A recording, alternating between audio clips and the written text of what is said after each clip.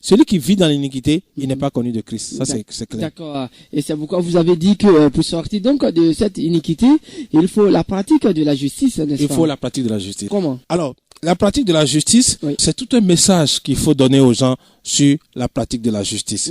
Je résume rapidement. Okay.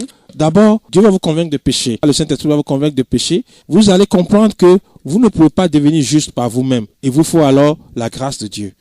Et Dieu va vous accorder sa grâce parce que vous avez reconnu que vous êtes pécheur qui ne peut être sauvé par lui-même. Et Dieu va vous accorder cette grâce-là. Et par cette grâce-là, vous êtes devenu un homme que Dieu a justifié. C'est ça. C'est pour ça que Jésus dit que celui qui est juste. Quand il dit que celui qui est juste, c'est cette justice que vous avez reçue par la foi. Ouais. Maintenant que vous avez reçu cette justice-là, Jésus lui-même il nous a promis une vie dont nous avons parlé tout de suite dans Jean 14, verset 19. Il dit, je vivrai et vous vivrez. Donc, il y a une vie qui se mène maintenant en communion avec Christ. Et dans cette vie qui se mène en communion avec Christ, conduite par le Saint-Esprit, parce qu'il a dit, le Saint-Esprit, lorsqu'il viendra, il vous convaincra de péché, de justice et de jugement. Donc, dans cette vie que le Saint-Esprit nous révèle, qui est la vie de Christ, alors, nous nous mettons à être des imitateurs de Christ. En imitant cette vie de Christ-là, nous sommes en train de faire ce qui est juste. Je voudrais profiter de vos questions pour dire aux chrétiens, un chrétien ne résiste pas à la justice de Dieu.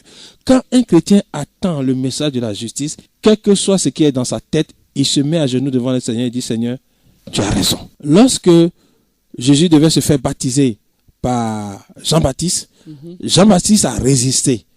Et Jésus a dit une phrase à Jean-Baptiste. Jésus a dit, laisse faire maintenant, car voici comment il convient que nous accomplissions tout ce qui est juste. La Bible dit qu'à ce moment, Jean-Baptiste ne lui résiste plus. Quand le chrétien attend le mot justice, il ne résiste pas au Seigneur. Je vous invite à ne pas résister à la justice de Dieu. Celui qui résiste à la justice de Dieu, il résiste à Dieu. De tout temps, les prophètes, les hommes de Dieu n'ont recherché que la justice. Oui, et avec quelle ardeur. Pierre en parle dans 1 Pierre 1 verset 10. Abraham, Jacob, Moïse, les gens n'ont recherché que la justice de Dieu. Et quand ils découvrent la justice de Dieu, ils la saisissent. Mais aujourd'hui, la justice de Dieu est devenue un message auquel les chrétiens résistent. On ne résiste pas à la justice de Dieu. Résister à la justice de Dieu, c'est résister à Dieu lui-même.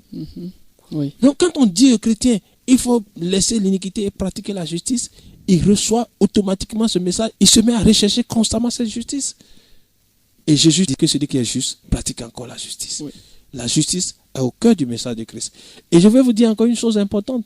Oui. Le diable ne peut pas pratiquer la justice. D'accord. Pour connaître la différence entre un faux et un vrai serviteur de Dieu, c'est au niveau de la justice. La justice, c'est le message de la fin des temps. Et la Bible oppose justice et iniquité. Si nous voulons sortir du péché d'iniquité que Jésus voit dans l'église à la fin des temps, il nous faut automatiquement se mettre dans la justice. Ne pas résister à cette justice-là. Comme l'a dit quelqu'un, je ne peux résister à la vision, ne résistez point à la révélation de la justice de Dieu par Jésus-Christ.